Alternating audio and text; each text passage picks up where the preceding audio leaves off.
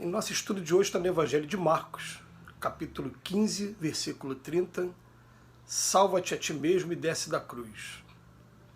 Emmanuel comenta na lição 94 do livro Caminho, Verdade e Vida, ao salvar-nos. Esse grito de ironia dos homens maliciosos continua vibrando através dos séculos. A criatura humana não podia compreender o sacrifício do Salvador. A terra apenas conhecia vencedores que chegavam brandindo armas, cobertos de glórias sanguinolentas, heróis da destruição e da morte, a caminho de altares e monumentos de pedra. Aquele Messias, porém, distanciara-se do padrão habitual. Para conquistar, dava de si mesmo. A fim de possuir, nada pretendia dos homens para si próprio. E no propósito de enriquecer a vida, entregava-se à morte. Em vista disso, não faltaram os escarnecedores no momento extremo, interpelando o divino triunfador com mordaz expressão. Nesse testemunho, ensinou-nos o Mestre que, ao nos salvarmos do campo da maldade e da ignorância, ouviremos o grito da malícia geral nas mesmas circunstâncias. Se nos demoramos colados à ilusão do destaque, se somos trabalhadores exclusivamente interessados em nosso engrandecimento temporário na esfera carnal, com o esquecimento das necessidades alheias, há sempre muita gente que nos considera privilegiados e vitoriosos.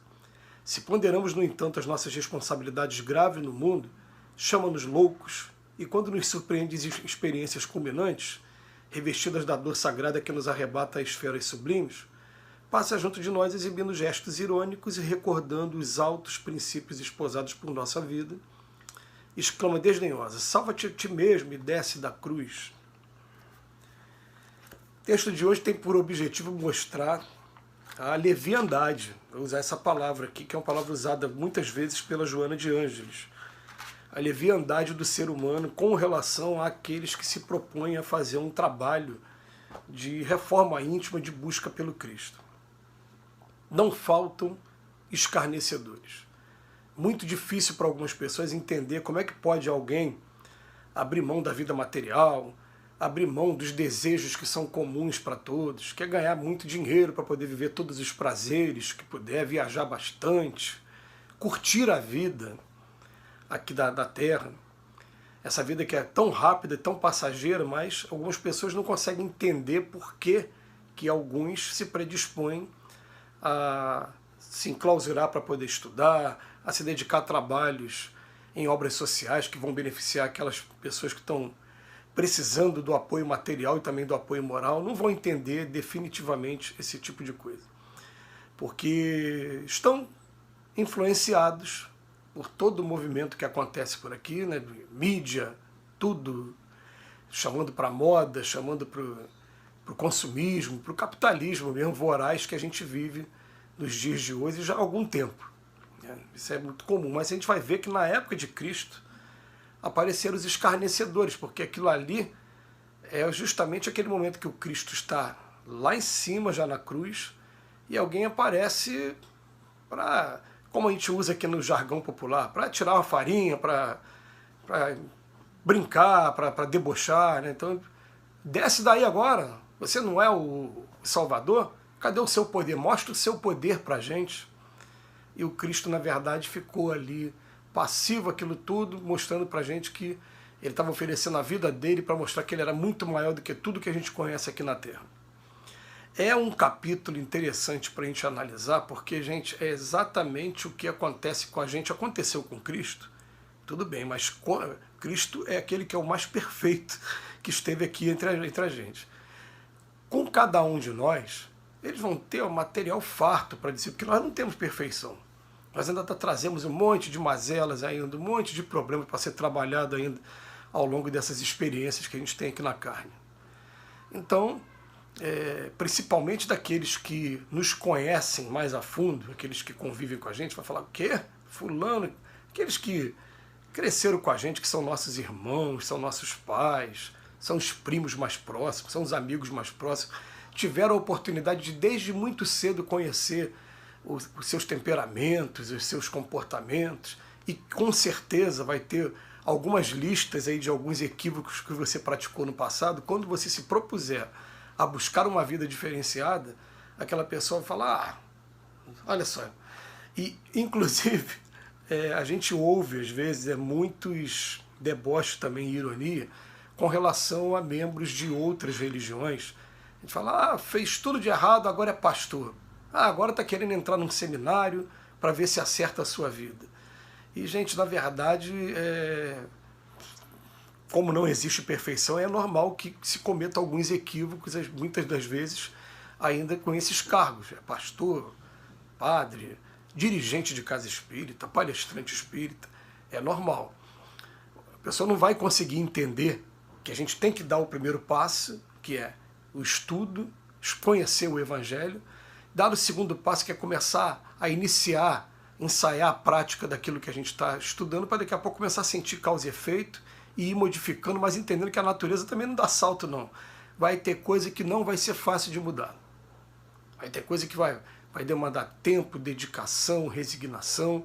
Então você vai começar a falar sobre mansuetude, sobre bem-aventurado aqueles que são mansos e pacíficos, mas levando ainda uma agressividade muito grande dentro de você. Você ainda vai falar de vícios e dos malefícios que o vício vai trazer para você, trazendo tendências viciosas também dentro de você. Você vai falar dos outros. Então, primeira coisa que os espíritos escarnecedores vão fazer, né? Que moral você tem para falar isso que você está falando? Você não faz igual? Então, a gente participa de um trabalho que a gente tem a oportunidade, às vezes, de conversar com aqueles irmãos que estão ao outro lado da vida.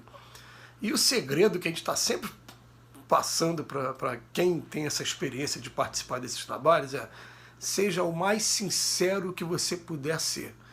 Mostra para ele, não sou perfeito mesmo não, mas estou tentando acertar agora, porque não é possível que a gente nasça dentro do buraco e queira ficar dentro do buraco o tempo todo. Uma hora eu tenho que ter força para, com a minha própria luz aqui, eu conseguir sair daquela situação. Eu tenho que acender luz dentro de mim, né? E a gente vai mostrando que não é fácil para ninguém, mas você não vai conseguir nunca se não ensaiar o primeiro passo.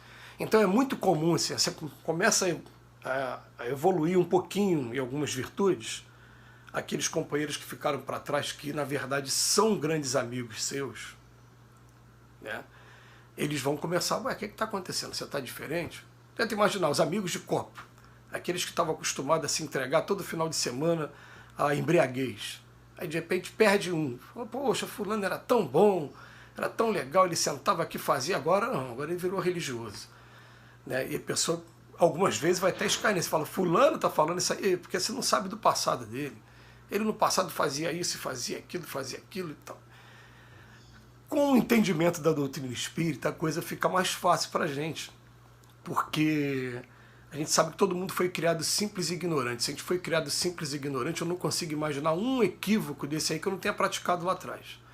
Só que a doutrina espírita fala de que todos foram criados simples e ignorantes, inclusive Jesus. Um dia Jesus já praticou os erros até chegar ao ponto que a gente conheceu aqui em carne e osso, que ficou registrado nos evangelhos, nos gospels, né? Mas o que acontece é o seguinte: Jesus também foi criado simples e ignorante, também teve seu momento de evolução para chegar no ponto que ele chegou. E mais ainda, ele fala de maneira bem direta para a gente no Evangelho de João: sois deuses, tudo que eu fiz vocês podem também fazer, só depende de vocês. Essa informação do Cristo é uma informação maravilhosa, é uma informação estimulante também para a gente, né? Que vem mostrar para a gente, depende de vocês, né?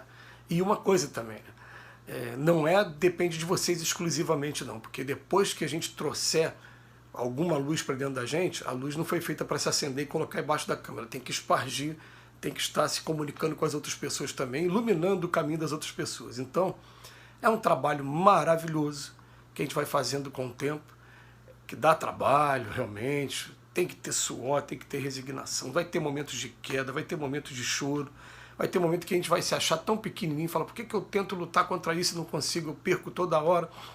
Mas vai ter momentos de vitória também, e esses momentos de vitória, quando começam a vir, a gente, venci isso, agora vou tentar vencer aquele. Começa a fazer da nossa vida laboratórios, pequenos testes, em que a gente vai caminhando passo a passo, com uma advertência.